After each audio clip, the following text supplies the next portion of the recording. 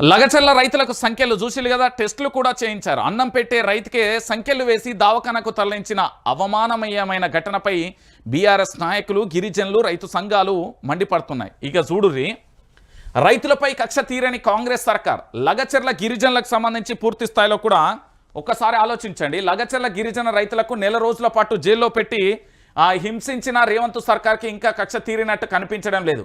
జైల్లో గుండె నొప్పి వచ్చి గిరిజన రైతు హీరియా నాయక్ 44 సంవత్సరాలు వైద్యం అందించడంలోనూ పట్టింపు లేకుండా వ్యవహరించింది. అంతటితో ఆగకుండా గుండె నొప్పితో బాధపడుతున్న హీరియా నాయక్ సంఖ్యలు వేసి దవాఖానకు తరలించి తన క్రూరత్వాన్ని చాటుకున్నది. సంగారెడ్డి జిల్లా కంది జిల్లాలో గుండెపోటుతో బాధపడుతున్న లగచెర్లలోని పులిచెర్ల కుంటా తండాకు చెందిన హీరియా నాయక్ను అంబులెన్స్లో కాకుండా బేడీలతో పోలీస్ జీబులోనే గురువారం సంగారెడ్డి ప్రభుత్వ వైద్యశాలకు తరలించింది. ఎలాంటి ఎస్కార్ లేకుండా, వైద్య సిబ్బంది లేకుండా జైలు వాహనంలోనే అధికారులు హీరియా నాయక్ను బేడీలతో దవాఖానకు తీసుకొచ్చారు. గుండె నొప్పితో తల్లడిల్లిపోతూ దవాఖానా బెడ్పై మెలి తిరుగుతున్న సంఖ్యలు తొలగించడం లేదు. మానవత్వాన్ని చాటుకోవాల్సిన జైలు అధికారులు, పోలీసులు బేడీలు తీయకుండానే వైద్య పరీక్షలు చేయించారు. వైద్యులు ఈసీజీ, 2D ఈకో టెస్టులు చేస్తున్న సమయంలోనూ హీరియా నాయక్ను సంఖ్యలు తీయలేదంటే అన్నం పెట్టే రైతు పట్ల రేవంత్ సర్కార్ ఎంత దుర్మార్గ మీ బతుకులు జడ అంటున్నారు రైతు. మీదో ప్రభుత్వం, మీదో కథ. ఎందుకురా మీరు ప్రభుత్వం? మీదో ప్రభుత్వం మళ్ళా చిచ్చి. పాపం ఆయన వేడుకుంటా అంటే కూడా, ఆయన నొప్పితోని విలవిలలాడుతా అంటే కూడా అట్లనే తీసుకు ఇక మీదో ప్రభుత్వం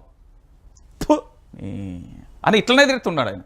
వాళ్ళ కుటుంబ సభ్యులు నేను ఇట్లనే తిరుగుతున్నాను అని ఉంచుతారు, అన్నీ చేస్తుర్రు.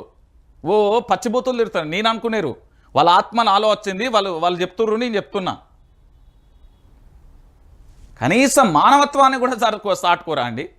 సాటి మనిషి అని ఎవరు చట్టాలు రాసింది ఎవరు? మన మనసులం కాదా? చట్టాలు పెట్టింది ఎవరు? మనం కాదా?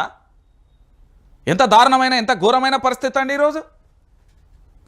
2 రోజులుగా బాధపడుతున్న లగచర్ల ఘటనలో రిమాండ్ అయిన హీరియా నాయక్ను కంది జైల్లోని బుధవారం మధ్యాహ్నం స్వల్పంగా గుండె నొప్పి వచ్చింది. దీంతో జైలు వైద్యులు పరీక్షలు చేశారు. అక్కడే ఈసీజీ తీసి చికిత్స కోసం బుధవారం మధ్యాహ్నం 3 గంటలకు సంగారెడ్డి ప్రభుత్వ జనరల్ వైద్యశాలకు తరలించారు. సంగారెడ్డి దవాఖానలో ఈసీజీ, ఇతర పరీక్షలు చేసిన వైద్యులు మందులు రాసి పంపించారు.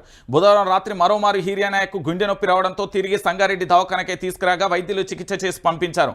గురువారం ఉదయం హీరియా నాయక్ను గుండె నొప్పితో తీవ్ర అస్వస్థకు గురయ్యారు. జైలు సిబ్బంది అతన్ని అంబులెన్స్లో కాకుండా జైలు వాహనంలో చేతికి బేడీలు వేసి సంగారెడ్డి ప్రభుత్వ దవాఖానకు తీసుకొచ్చారు. మధ్యలో ఏమన్నాయి, ఆయన ప్రాణానికి ఏమన్నా అయితే ఎవరా బాధ్యులు? ముఖ్యమంత్రి యనుమల రేవంత్ రెడ్డి ఏమన్నా రాజీనామా చేస్తాడా? నాకు అర్థం కాదు. సూపరింటెండెంట్ డాక్టర్ అనిల్ కుమార్ నేతృత్వంలోని వైద్యులు అశోక్ మజిద్ ఖాన్ ఈసీజీ, 2Dకో వైద్య పరీక్షలు చేయించారు. ఒకసారి దీన్ని చూపెట్టు తీయించారు. పరీక్షలు ముగిసిన తర్వాత మెరుగైన చికిత్స కోసం పంజాగుట్టలోని నిమ్స్కు తరలించాలని సూపరింటెండెంట్ వైద్యులు నిర్ణయించారు. హీరియా నాయక్ చాలా రోజులుగా ఛాతీ నొప్పితో బాధపడుతున్నట్లు వైద్యులు తెలిపారు. 2Dకో పరీక్ష చేయగా గుండె బలహీనంగా ఉన్నట్లుగా గుర్తించినట్లుగా చెప్పారు. సంగారెడ్డిలో పూర్తి స్థాయిలో కూడా సరిగ్గా అక్కడ ల్యాబులు లేకపోతే ఇక్కడికి పంపించాలి. అండర్ ట్రయల్ ఖైదీలకు అండర్ ట్రయల్లో ఉన్న ఖైదీలకు సంఖ్యలు వేయవద్దని గతంలో కోర్టులు చెప్పినా అవేమీ పట్టించుకోకుండా కంది సెంట్రల్ జైలు పోలీసులు హీరియా నాయక్ సంఖ్యలు వేసి దవాఖానకు తరలించడంపై తీవ్ర విమర్శలు వెల్లువెత్తింది. జైలు అధికారుల తీరును రైతు సంఘాలు తీవ్రంగా ఖండించాయి. ఓ రైతుకు, అదిగాక గుండెపోటుతో బాధపడుతున్న అన్నదాతకు సంఖ్యలు వేసి దవాఖానకు తీసుకురావడంపై ఇటు బీఆర్ఎస్ నాయకులు నిప్పులు చెరిగిలు, అటు మరోవైపు వాళ్ళ భార్య బిడ్డలను, పిల్లలను గలవనీయకుండా చేసిల్లట. ఇంతకంటే ఘోరం, ఇంతకంటే అన్యాయం ఇంకేమన్నా ఉన్నదా? ఇక చూడుర్రి, ఎస్సీ కమిషన్ కూడా పరామర్శించింది. ఏంది ఐరానా, ఏంది కథ? మరో 2 కూడా అనారోగ్యం వచ్చిందట. సంగారెడ్డి ప్రభుత్వ దవాఖానలో అక్కడ ఎమ్మెల్యే చింతా ప్రభాకర్ అక్కడ వాళ్ళని పరామర్శిస్తున్న దృశ్యానికి సంబంధించి కూడా చూస్తున్నారు. అరే ఇంత ఘోరం ఏందండి?